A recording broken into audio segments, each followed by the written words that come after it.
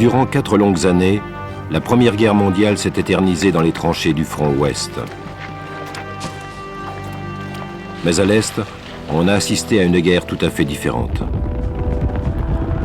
Une guerre de mouvement marquée par des défaites et des victoires spectaculaires. Une guerre de vastes armées en marche. Les difficultés du terrain requéraient toutes sortes de moyens de transport, des chameaux au ski. Dans cette guerre, un grand empire, l'Autriche-Hongrie, fut détruit. Tandis qu'un second, la Russie, fut bouleversée par la Révolution et vit sa famille royale assassinée. La guerre sur le front Est allait modifier à jamais la carte de l'Europe. Pour la première fois aujourd'hui, vous pouvez la découvrir telle qu'elle a eu lieu, en couleur.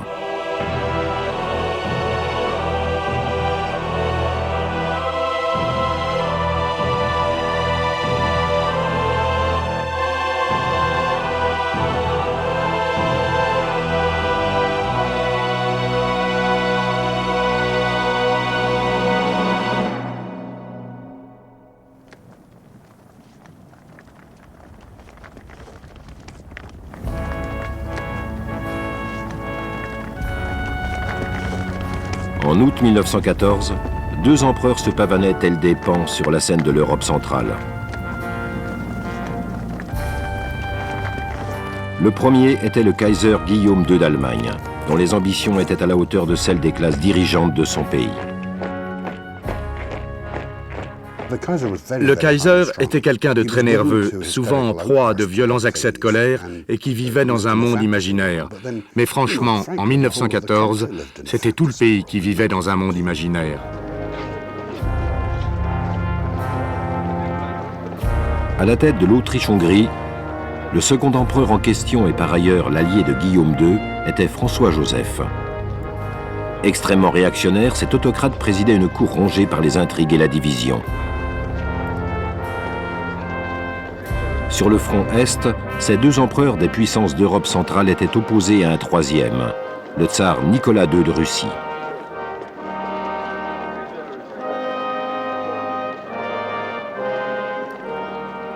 Le tsar était un homme qui connaissait très bien ses limites et sa patience était considérable. Contrairement au Kaiser, il n'était pas du tout hystérique. Il était bien plus heureux en vivant comme une sorte de gentilhomme campagnard et ce n'était vraiment pas un belliciste. Ces 3 empires, l'Allemagne, l'Autriche-Hongrie et la Russie, furent soudain précipités vers la guerre suite à l'assassinat de l'archiduc d'Autriche, François Ferdinand, par des prétendus nationalistes serbes.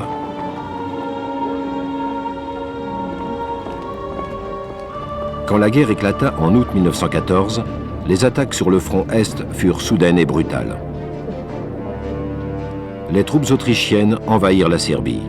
La Russie, qui était l'allié de la Serbie, envahit à son tour et l'Allemagne et l'Autriche. Face aux Russes, les Autrichiens battirent vite en retraite, abandonnant au passage des positions fortifiées stratégiques. Pour le soldat autrichien de base, ce fut démoralisant. Nous n'en finissions plus de marcher. La fatigue accumulée était telle que nous n'arrêtions pas de jurer. Certains maudissaient la vache qui avait produit le veau, dont la peau avait donné le cuir de leur pactage. D'autres juraient que s'ils avaient su ce qui les attendait, pour rien au monde, ils ne seraient partis de chez eux.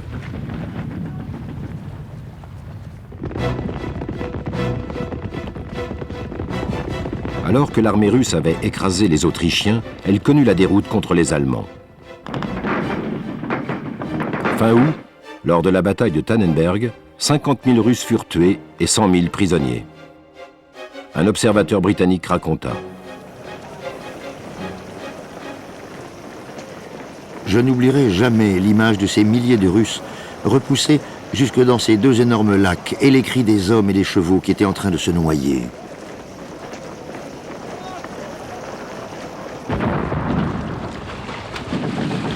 La victoire allemande fit la réputation de ces 2 généraux, Paul von Hindenburg et Erich von Ludendorff, sauveurs de la nation et idolâtrés en tant que tels. Pendant la guerre, il ne se passait pas une journée sans que l'on peigne un portrait de Hindenburg. C'était un vieux garçon très digne, qui prônait certaines valeurs solidement ancrées dans la société allemande, valeurs qu'il possédait bien entendu. Quant à Ludendorff, c'était sans aucun doute un excellent technicien, mais son problème, c'est qu'il était devenu mégalomane.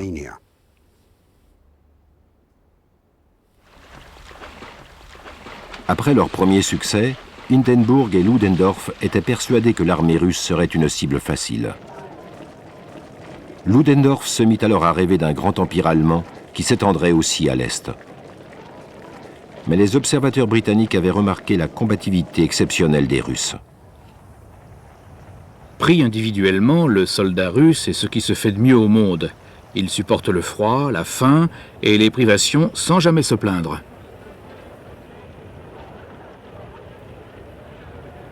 Mais en affrontant à la fois l'Allemagne et l'Autriche, le tsar demandait beaucoup à ses soldats.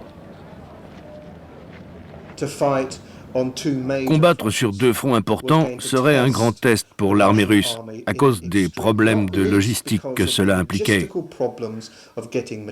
Il fallait pouvoir acheminer à temps le matériel, les soldats, les équipements, les chevaux, la nourriture et le fourrage. Fin septembre 1914, débordant d'assurance et convaincus que l'armée russe allait se coucher, les Allemands envahirent la Pologne, qui faisait alors partie de l'Empire russe. À première vue, c'est tentant d'attaquer la Pologne. Après tout, elle s'enfonce loin en territoire allemand, et en attaquant les Russes par le nord et par le sud, vous êtes sûr d'en attraper un maximum au milieu. Et c'est cette stratégie fondamentale que les Allemands vont appliquer sur le front Est pendant les dernières semaines de 1914. Les combats du front ouest avaient affaibli l'armée allemande, et les Russes étaient déjà en route vers la capitale polonaise, Varsovie.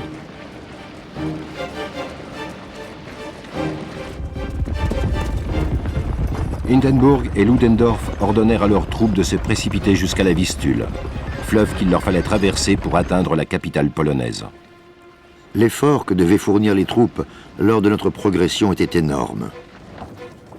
Les routes étaient boueuses et la météo exécrable. En dépit de ces conditions, les hommes devaient faire des marches de 30 km, voire plus, pour arriver avant l'ennemi. Les Allemands franchirent la Vistule le 9 octobre et encerclèrent Varsovie.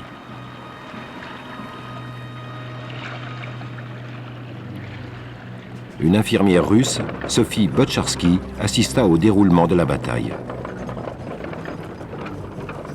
2 semaines durant, les Allemands ont essayé de prendre le contrôle de Varsovie, la clé de voûte de la Pologne. Ils chargeaient impitoyablement. Tous les jours, nos soldats arrivaient par milliers pour faire soigner leurs blessures. Certains d'entre eux, cependant, avaient les yeux qui brillaient. Ils étaient remplis d'euphorie, car ils continuaient à défendre avec succès nos positions. Les Russes réussirent à empêcher la prise de Varsovie, à la grande surprise des Allemands. Et alors que ces derniers battaient en retraite, les Russes attaquèrent de nouveau, entretenant ainsi cette incroyable guerre de mouvement. La riposte de l'Allemagne fut d'envoyer de nouvelles troupes en Pologne pour bloquer la progression des Russes. Le résultat fut immédiat et donna lieu en novembre à la dernière grosse confrontation de l'année 1914 sur le front Est, la bataille de Lodz. Les grands perdants de Lodz furent les Russes. 150 000 hommes furent capturés. Mais les Allemands déplorèrent tout de même 130 000 morts et blessés. À cet instant, les commandants allemands se rendirent compte que leurs homologues russes n'avaient aucun scrupule à sacrifier un nombre élevé de soldats dans les combats. Mais pendant combien de temps encore pourraient-ils tenir? Il ne faisait aucun doute que malgré leurs pertes considérables, les Russes allaient bientôt reprendre leur offensive et que cela allait encore durer un certain temps. Ils disposaient de beaucoup d'hommes, seulement ils les utilisaient imprudemment et de telles tactiques, même face à nos maigres troupes, étaient vouées à l'échec. Fin 1914, 1 800 000 Russes avaient déjà été tués, blessés ou faits prisonniers.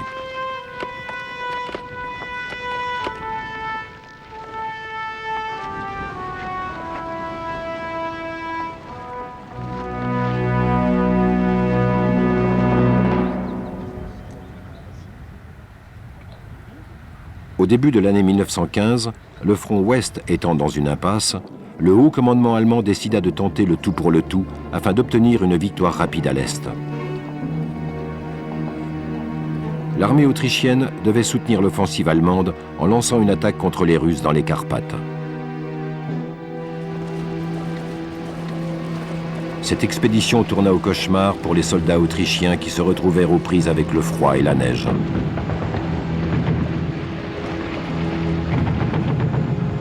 Dû aux difficultés du terrain et à la rigueur de la saison, les combats dans les Carpates nécessitaient des efforts considérables de la part de notre armée et d'aller jusqu'au bout de ses souffrances. Ceux qui n'y ont pas participé n'ont pas idée de ce qu'un être humain peut endurer.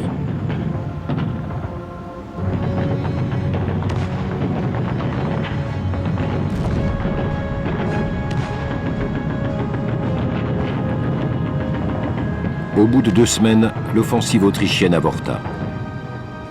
Mais malgré cette victoire, le commandant des troupes russes dans les Carpates, le général Alexei Broussilov, qui allait jouer plus tard un rôle clé dans la guerre, savait que les pertes terribles des premiers mois du conflit avaient sérieusement réduit les effectifs.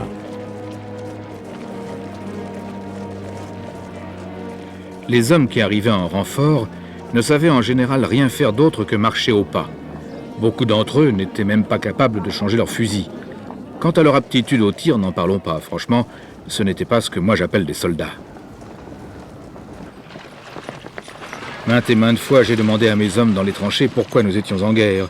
Et à tous les coups, la réponse qu'ils me donnaient était qu'un certain archiduc et sa femme avaient été assassinés, et que par conséquent, les Autrichiens avaient voulu humilier les Serbes. Mais pourquoi l'Allemagne nous faisait la guerre à cause de ces Serbes, ça, personne ne le savait. Un nouveau genre d'officier russe fait alors son apparition. L'un d'eux s'appelle Dmitri Oskin. Et il décrit des officiers gloutons et grassouillets, dont un, je crois, a passé une partie de la guerre assis dans sa tente à manger de la glace, pendant que les soldats étaient envoyés au front. Et donc il y a une réelle contestation de l'autorité. Je me demande bien ce que nous sommes venus faire dans cette guerre. Plusieurs centaines d'hommes sont déjà passés dans ma section et au moins la moitié d'entre eux ont fini blessés ou tués sur le champ de bataille. Qu'auront-ils gagné quand tout cela sera fini? Désespérés, les Russes avaient besoin d'aide. Surtout que maintenant, une nouvelle menace se profilait devant eux. En octobre 1914, la Turquie entra en guerre et rejoignit le camp de l'Allemagne. Le vieux sultan Enver Pacha pensait qu'il participerait à une victoire rapide. Enver Pacha était déjà allé en Allemagne. Il parlait couramment leur langue et s'entendait très bien avec les Allemands. Pour lui, ces gens ne pouvaient pas perdre. Il croyait que la guerre serait finie pour Noël et il voulait en profiter pour chipper quelques territoires dans les Balkans ou peut-être même à la Russie. Enver Pacha envoya ses troupes au nord pour envahir l'Arménie russe. L'hiver fut rude et les Turcs subirent une violente contre-attaque de la part des Russes. Sur les 95 000 soldats turcs qui participèrent à cette campagne, seuls 18 000 survécurent. Et 30 000 moururent de froid. Les Turcs vacillent et doivent reculer. Sur le chemin du retour à travers l'Arménie turque, poussée par l'exaspération et la colère, les soldats lancent alors ce qui est connu aujourd'hui comme le génocide arménien. Et ce n'était pas une réaction spontanée suite à leur défaite contre les Russes. Non, c'était clairement prémédité et il en a coûté la vie à un demi-million d'Arméniens. L'invasion turque incita la Russie à faire appel à ses alliés, la Grande-Bretagne et la France, pour que celle-ci trouve le moyen de contrer la menace ottomane. Au même moment, Winston Churchill, premier lord de l'Amirauté, préparait l'expédition alliée sur les Dardanelles. Il rêvait de pouvoir gagner la guerre contre l'Allemagne et ses alliés en attaquant leurs points faibles.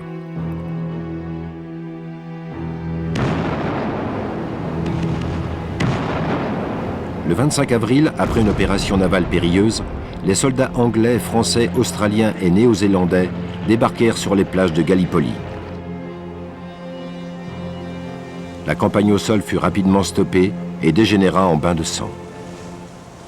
Les commandants disaient, on pourrait avancer si seulement on avait une brigade de plus, ou mieux, une autre division. Mais à chaque fois qu'une brigade ou qu'une division arrivait en renfort, les Turcs l'arrêtaient parce qu'eux aussi faisaient venir une autre division, puis une autre, et encore une autre. Les tranchées sont complètement différentes de ce à quoi je m'attendais. Si on lève la tête pour regarder autour de soi, c'est la mort assurée. Alors, on utilise des petits bouts de miroir fixés au bout d'une tige, mais même ça, ils arrivent à les toucher. Quand les Turcs chargent, ils crient « Allah, Allah » et nos petits gars leur répondent « Amenez-vous, bande de salauds, on va vous en donner du Allah ». Et vu qu'on n'a que ce mot à la bouche, les pauvres Turcs doivent se dire que salaud est un de nos dieux. Sur la bruyère, entre les tranchées, s'accumulent les corps en décomposition de nos hommes et des Turcs. L'odeur est insoutenable. Un soleil de plomb tape sans relâche dans un ciel parfaitement dégagé et très vite nous apprenons ce qu'est la vraie soif. Les lèvres se crevassent et les têtes tournent dans cette chaleur étouffante. Les fantassins viennent nous supplier de leur donner à boire, mais nos gourdes sont vides. Toute la nuit, on a vu des blessés rentrer péniblement du front avec des histoires sur leurs camarades qui étaient restés là-bas. Cette attaque a été un énorme fiasco. Désormais, elles le sont presque toutes. C'était une campagne superbe, je veux dire sur le plan visuel. Mais cela cachait la souffrance atroce des soldats dans les deux camps. C'est la dysenterie qui a fait le plus de victimes. Les gens mouraient dans les latrines, c'était horrible. Et ça n'a servi à rien. Cette campagne a été un échec total. Les Alliés finirent par se retirer en janvier 1916. Le bilan humain fut lourd, 250 000 morts et blessés confondus. Les Turcs avaient remporté une énorme victoire, mais leur triomphe à Gallipoli serait bientôt assombri par leur défaite au nord.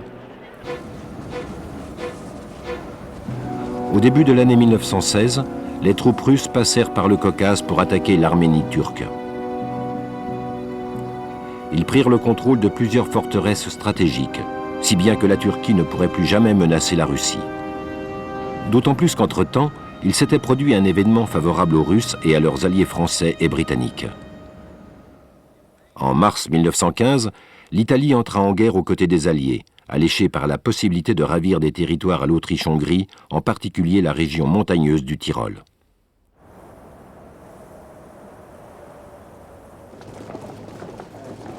Les soldats italiens partirent vers le nord, et les Autrichiens dévièrent des troupes depuis le front russe pour aller renforcer le Tyrol.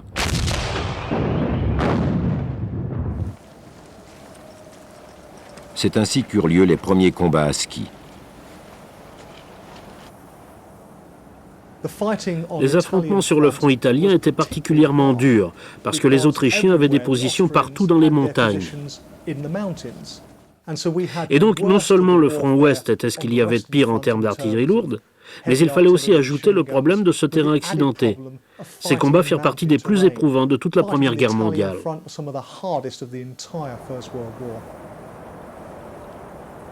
Un jeune officier britannique, Hugh Dalton, combattit aux côtés des Italiens. Ici, les tranchées sont découpées dans la glace, et les Italiens meurent plus à cause des avalanches que des Autrichiens. Il faut hisser les canons le long des parois verticales et les percher sur des saillies juste assez grandes pour accueillir des nids d'aigles. Les sentinelles se relaient toutes les 10 minutes tellement il fait froid. Il faut voir les bataillons alpins qui descendent à ski les pentes enneigées à près de 50 km/h. Nous rampions le long d'un étroit chemin bordant la paroi. Au-dessus de nous, le pic remplissait le ciel. Au-dessous, de vastes prairies quasi verticales semblaient n'attendre qu'une chose, que quelqu'un tombe et les dévale. La nuit, tout gelait, des bottes jusqu'à l'encre des stylos à plumes. Même chose pour le savon à barbe. On n'avait pas le temps de l'étaler qu'il était déjà dur. Pendant les 2 ans et demi qui suivirent, la situation resta au point mort dans les montagnes. Au cours de l'été 1915, l'Allemagne et l'Autriche recommencèrent à avoir des vues sur Varsovie, capitale de la Pologne désormais sous contrôle russe. 14 divisions, soit un total de 250 000 hommes, prirent la direction de l'Est. L'offensive autrichienne de mai 1915 dans les Carpates avait déjà fait 100 000 morts et blessés chez les Russes. Mais entre juin et juillet, ces pertes ne cesseraient d'augmenter au fur et à mesure de la progression germano-autrichienne.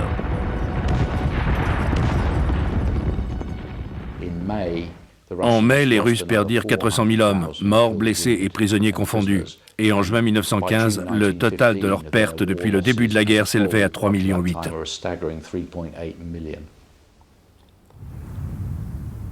Les villes fortifiées qui passaient régulièrement sous le contrôle d'un camp à un autre n'étaient plus qu'un monceau de ruines.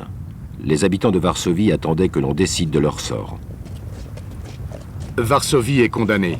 Jusqu'à présent, on avait toujours espéré qu'un miracle se produirait, mais maintenant c'est bel et bien fini. Les Allemands vont bientôt défiler fièrement dans les rues en criant leur victoire. La seule question qui reste en suspens est « dans combien de temps ?» Je ne pense pas que cela se compte en jours, mais plutôt en heures. Le lendemain, 5 août 1915, l'armée allemande paradait dans Varsovie. La guerre durait depuis exactement 1 an, et les commandants allemands commençaient à croire qu'ils pouvaient gagner, que les Russes allaient capituler. Ils se trompaient. À l'horizon se profilaient 2 années de durs combats sur le front Est. Mais pour l'instant, le fantassin allemand pouvait se détendre. Il était confiant et victorieux. Son adversaire russe semblait vaincu et démoralisé. Pour les observateurs britanniques, l'armée russe vivait là une période décisive. Pendant encore presque 3 semaines, nous avons continué de battre en retraite. Chaque jour ressemblait au précédent. Des hommes fatigués rentrant vers l'Est, l'artillerie toujours en tête, des paysans affamés demandant de la nourriture, des blessés par milliers. Nous étions tous complètement épuisés. Nous avions tant besoin de repos. Nous nous demandions quand cette grande randonnée vers l'Est allait s'arrêter. En réponse à sa défaite, le tsar Nicolas II se déclara commandant en chef suprême des forces armées russes. Par la suite, il allait nommer le général Brusilov à la tête des troupes stationnées sur le front Est. Mais l'opinion du général à l'égard du tsar était loin d'être bonne. L'incompétence et l'ignorance du tsar, sa faiblesse de caractère, ainsi que sa détermination vacillante, font qu'il est inapte au commandement. Les hommes ont raison quand ils disent qu'ils sont sacrifiés pour rien et qu'ils n'ont aucun espoir de vaincre l'ennemi. Il est clair que les troupes n'auront bientôt plus le moral.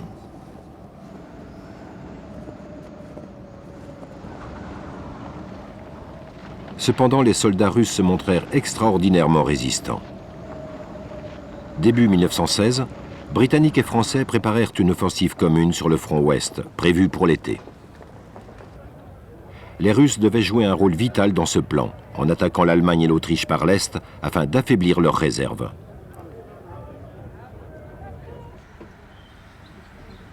Le général Brusilov mènerait l'offensive estivale. Mais Brusilov commençait à douter de la loyauté du tsar. Il écrivait déjà en 1914 qu'il se battait non pas pour le tsar, mais pour la Russie. C'était comme s'il sentait qu'à un moment ou à un autre, il allait devoir choisir entre les deux.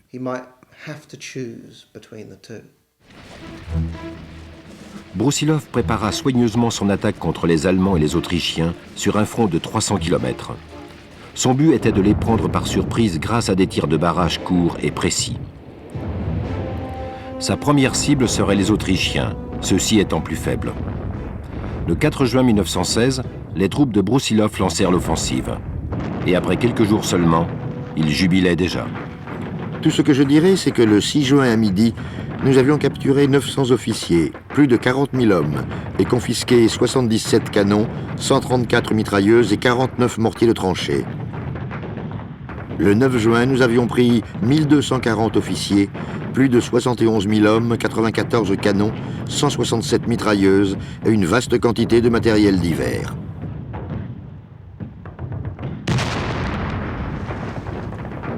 Face à l'attaque russe, les soldats allemands commencèrent à perdre leur sang-froid. J'ai essayé de rassembler ma compagnie, mais c'était sans espoir. Les hommes partirent dans tous les sens. L'artillerie russe ne mit pas longtemps à nous découvrir, et fit de son mieux pour nous renvoyer au pays.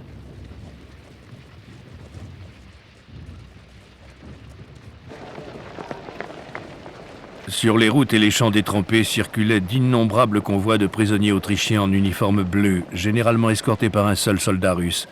Tous étaient en piteux état au moment de leur capture. Ils en avaient plus qu'assez de la guerre. Brusilov a bien failli achever les puissances centrales. On aurait dit que l'Empire autrichien était en train de céder sous les coups. On est passé à deux doigts de voir ces puissances centrales s'effondrer parce qu'au même moment, il y avait la bataille de la Somme à l'ouest et les Italiens qui attaquaient au sud. Il s'en est fallu d'un cheveu, vraiment. Suite à l'offensive de Brusilov, Ludendorff invoqua une crise à l'Est. Ce qui signifiait qu'à cause de la débâcle autrichienne, les Allemands allaient devoir une fois de plus mobiliser des hommes en renfort. Cependant, même si les Russes avaient remporté une grande victoire, cela leur avait coûté cher. Notre hôpital était rempli de blessés, comme tous les autres hôpitaux de la ville. On nous avait dit que les pertes, morts et blessés confondus, s'élevaient à 200 000 hommes. Nous voyions et entendions des hommes brisés que nous connaissions parfois, et nous ressentions leur immense détresse. Quand arriva l'hiver 1916, les Allemands avaient réuni assez de réservistes pour contre-attaquer et regagner les territoires perdus au cours de l'offensive estivale de Brusilov. Pour les soldats russes qui s'étaient battus avec tant de fougue, c'était une énorme déception. Mais les observateurs britanniques continuaient d'être étonnés par leur endurance. Ces hommes ont un physique et un mental d'acier. Ils sont capables de marcher et de se battre en se nourrissant uniquement de maigres rations, ce qu'aucun autre soldat européen ne pourrait tolérer à mon avis. Alors que les vainqueurs de l'été étaient couverts de médailles, à la fin de 1916, des centaines de milliers de soldats russes croupissaient dans des camps de prisonniers allemands et autrichiens.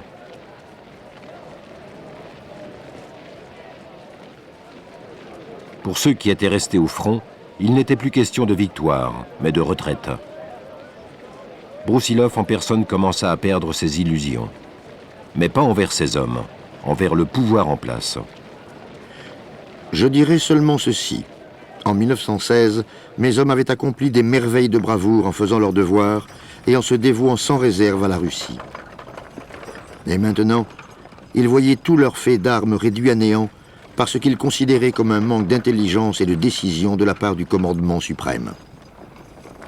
Certains politiciens commencèrent à partager l'opinion de Brusilov. Le haut commandement n'a pas tenu compte des pertes humaines et ne s'occupe pas assez des soldats. L'armée russe ne croit plus en ses dirigeants.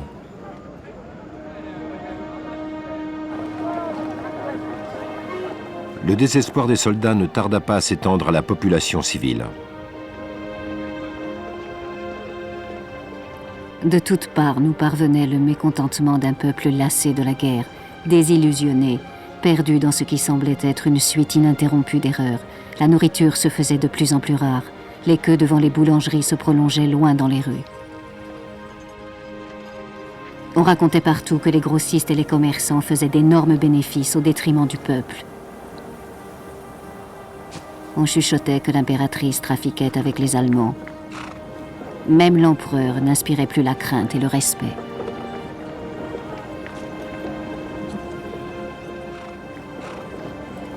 Cette grande Russie, qui était capable de ravitailler le monde entier, manquait de nourriture et de nombreux autres produits de première nécessité.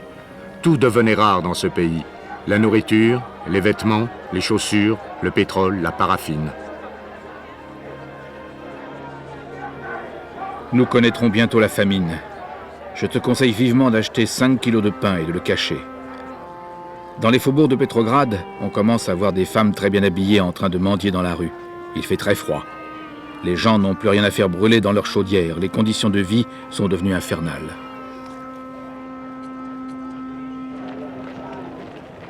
Le mécontentement montait dans toute la Russie. Les grèves devinrent monnaie courante. Les gens issus de toutes les classes de la société doutaient du bien fondé de faire la guerre. À l'automne 1916, Excédés et nerveux, les marins russes s'étaient déjà mutinés 2 fois dans les flottes de la mer Noire et de la Baltique.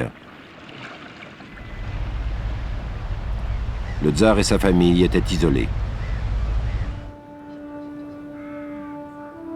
Dans tous les rangs de la société, on affirmait sans retenue que le pays et l'armée avaient été vendus par les laquais de l'impératrice et qu'elle cherchait à accéder au trône pour remplacer un empereur dont le nom était devenu synonyme de faiblesse, futilité et ébriété.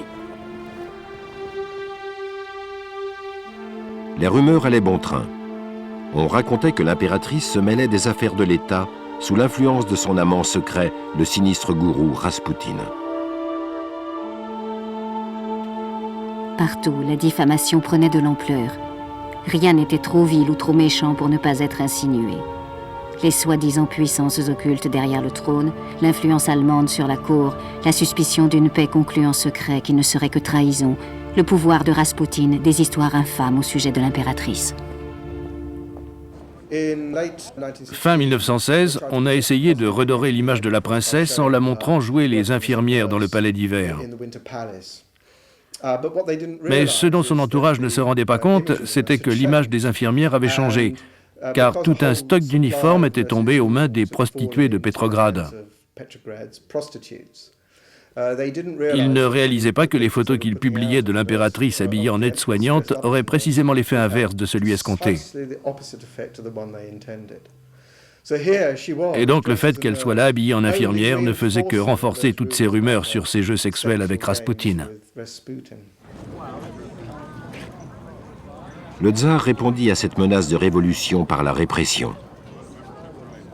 Certains de ses conseillers entamèrent alors des négociations en secret avec l'Allemagne pour mettre fin à la guerre, dans l'espoir de préserver la position du tsar vis-à-vis de son peuple. En février 1917, ordre fut donné aux troupes du tsar de tirer sur des manifestants à Petrograd. Certains, comme Fedor Linde, refusèrent. Les Cosaques tiraient sur la foule sans défense. Ils frappaient les gens à coups de fouet et écrasaient ceux qui étaient tombés au sol avec leurs chevaux. J'ai alors bondi sur une table et j'ai crié de toutes mes forces. Les amis, vive la Révolution! Devant la montée des tensions, les responsables du commandement militaire demandèrent au tsar d'abdiquer. Votre Majesté impériale, je sais tout l'amour que vous avez pour votre pays. Je suis certain que pour les sauver, lui et votre dynastie, vous serez prêt à accepter le sacrifice que la guerre exige de vous. Le tsar essaya de rejoindre en train Petrograd depuis le front, mais il fut dérouté par des révolutionnaires. Il sut alors que le moment était venu. L'abdication du tsar eut lieu le 15 mars et ne fut accompagnée d'aucun trouble. Presque automatiquement, nous sommes alors passés du statut de soldat du tsar à celui de soldat de la République. Aucun élément dissident ne se fit entendre. Et pour ce qui est des troupes, les hommes acceptèrent le changement comme si on leur avait ordonné de se mettre au garde à vous. Un gouvernement provisoire se mit alors en place, à la plus grande joie des militaires et des civils. Il y eut un coup de cloche retentissant, puis un autre et un troisième. Les coups se firent de plus en plus rapides et bientôt, les cloches de toutes les églises à la ronde se mirent à sonner. Les lumières étaient allumées dans toutes les maisons. Tout à coup, les rues se remplirent de monde. Les portes de nombreuses maisons restaient ouvertes et des étrangers en pleurs se tombaient dans les bras. Alexander Kerensky, qui deviendrait plus tard Premier ministre pendant une brève période, fut désigné ministre de la guerre. Il nomma le général Broussilov commandant en chef de l'armée russe. Ensemble, ils espéraient redonner confiance au peuple en lançant une nouvelle offensive militaire contre leurs ennemis les plus faibles, les Autrichiens. L'attaque eut lieu le 1er juillet 1917. Mais il devint vite évident que les troupes ne voulaient plus se battre. Et au bout d'une semaine, les généraux comprirent qu'une mutinerie se profilait à l'horizon. Quand je leur ai demandé ce qu'ils voulaient, ils m'ont dit qu'ils ne voulaient plus se battre. Ils m'ont supplié de les laisser rentrer chez eux pour vivre en hommes libres et partager avec leurs amis villageois les terres que ces derniers avaient prises aux propriétaires. Et quand je leur ai demandé ce qu'allait devenir la mère Russie, ils m'ont répondu que ce n'était pas leur travail de réfléchir à l'avenir de l'État. Après 3 ans de combats et de souffrances, le soldat russe avait fini par en avoir assez. C'était une guerre dans laquelle l'avantage avait constamment changé de camp. Mais au bout du compte, c'était un effondrement politique et non militaire qui allait décider de son issue.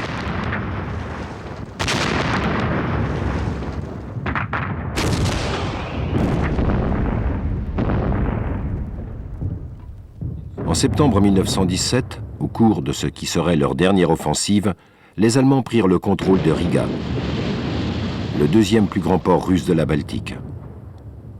Désormais, ils pouvaient se détendre pendant que la révolution déchirait la Russie. Vladimir Ilitch Ulyanov, plus connu sous le nom de Lénine, attendait le bon moment pour passer à l'action. Une seule fausse manœuvre de notre part et cela pourrait tout gâcher. Nous ne devons pas anticiper les événements, le temps joue en notre faveur.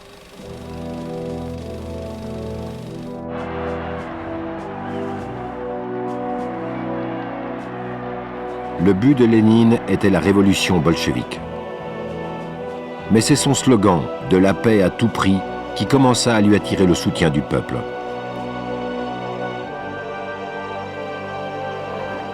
Fin 1917, un deuxième gouvernement provisoire essayait toujours de ramener l'ordre en Russie. Mais tandis que Lénine appelait à la révolution, les spectateurs pouvaient voir le pays se précipiter dans le chaos. Ce n'est plus une capitale, c'est un cloaque. Plus personne ne travaille, les rues sont dégoûtantes, il y a des tas d'immondices dans les cours. Ça me fait mal de dire à quel point la situation s'est dégradée. Les gens sont gagnés par la fainéantise et la lâcheté.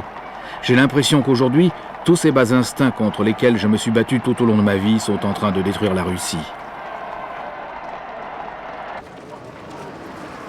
Les socialistes ont semé le vent et les Russes récoltent la tempête. La situation économique en Russie est telle que l'expression « être au bord du précipice » est devenue banale. Les révolutionnaires étrangers, comme l'américain John Reed, sentaient que leur jour allait venir.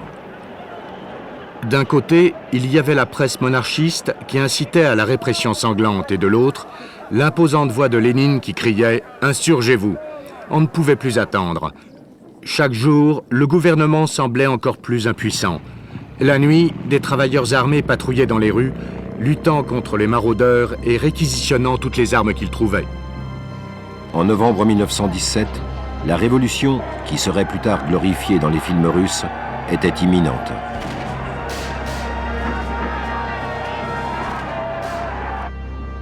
Le gouvernement provisoire ordonna au cuirassé Aurora de quitter le port de Petrograd par crainte que des marins révolutionnaires ne pointent leurs canons sur le siège du pouvoir. Une automobile blindée, toute sirène hurlante, faisait lentement des allées et venues. À chaque coin de rue, dans chaque espace vert, des groupes compacts se formaient. Il y avait un flot ininterrompu de personnes. Le 7 novembre, au signal des canons de l'Aurora, les révolutionnaires prirent d'assaut le palais d'hiver.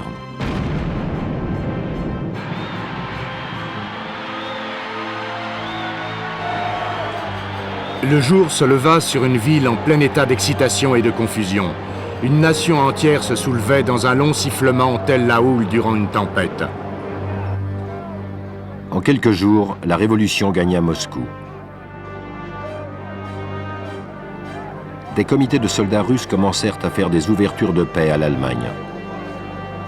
En décembre 1917, un armistice entra en vigueur sur le front ouest. Au cours de plus de 3 ans de combats terribles, 2 300 000 Russes étaient morts. Et 5 autres millions avaient été blessés. Malgré tous ses défauts et tous ses problèmes, l'armée impériale russe avait tenu en échec 160 divisions allemandes et autrichiennes. Désormais, celles-ci étaient à nouveau disponibles, ce qui aurait un effet dévastateur sur l'effort de guerre des Alliés.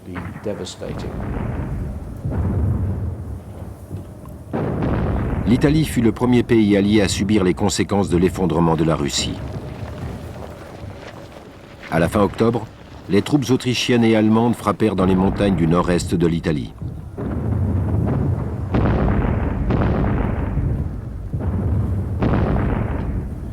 Des rumeurs contradictoires nous arrivaient du nord, mais le 27, ces dernières devinrent alarmantes. La progression des Allemands était apparemment considérable et rapide.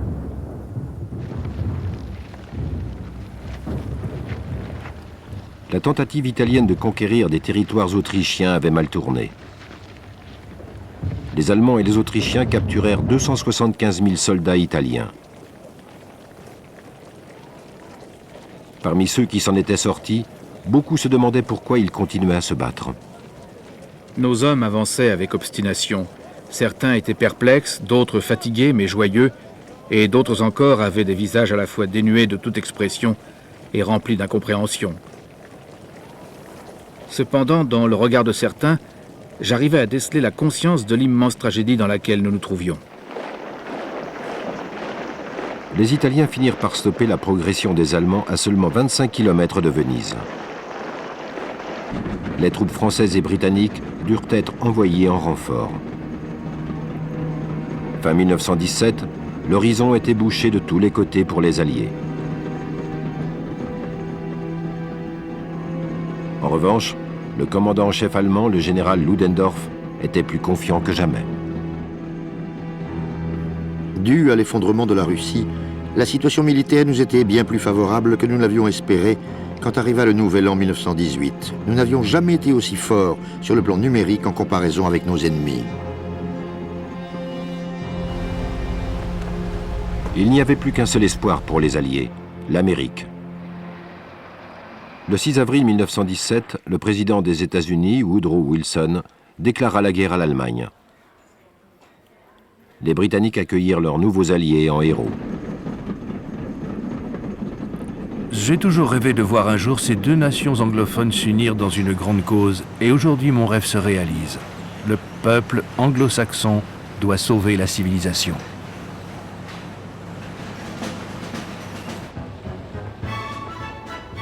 Les premières troupes américaines débarquèrent en Europe au cours de l'été 1917. Ils semblaient plus grands que les Européens.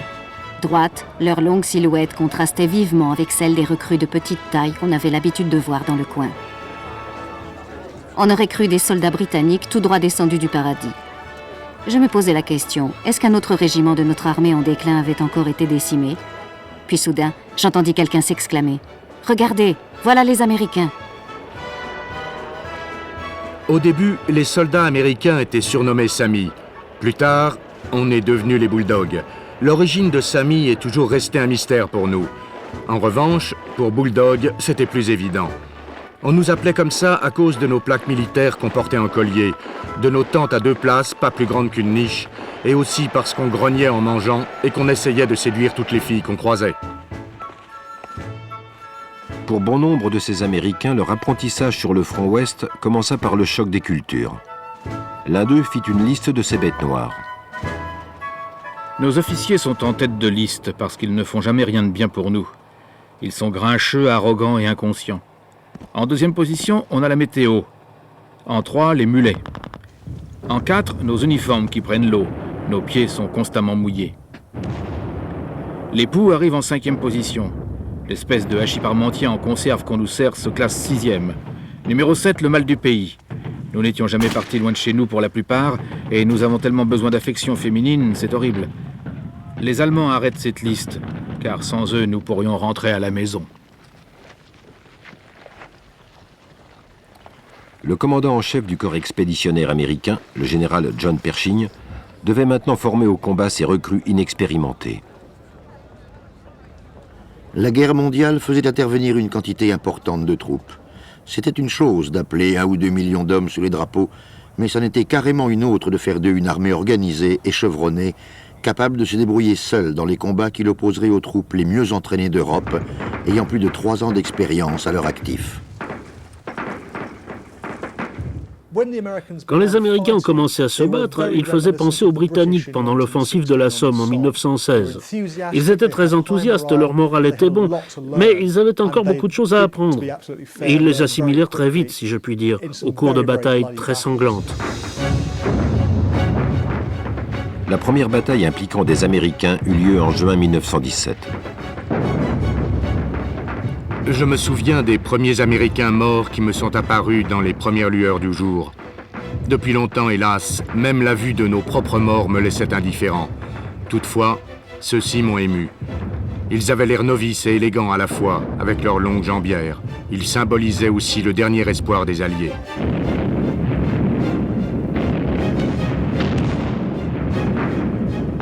À leur tour, les commandants allemands se rendirent compte que sur le long terme, les Américains pourraient faire la différence. La surabondance d'énergie refoulée que les Américains libérèrent en entrant dans le conflit fit bien plus que compenser la faiblesse de leurs alliés qui étaient complètement épuisés.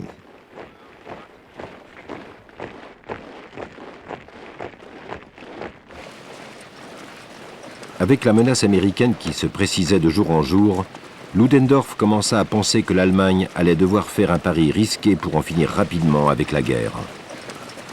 Tandis qu'il élaborait des plans pour arriver à une victoire décisive en 1918, la plupart des Alliés pensaient que la guerre sur le front ouest allait encore s'éterniser dans les années à venir. Peu d'entre eux auraient pu anticiper la façon dont les événements allaient brusquement s'accélérer.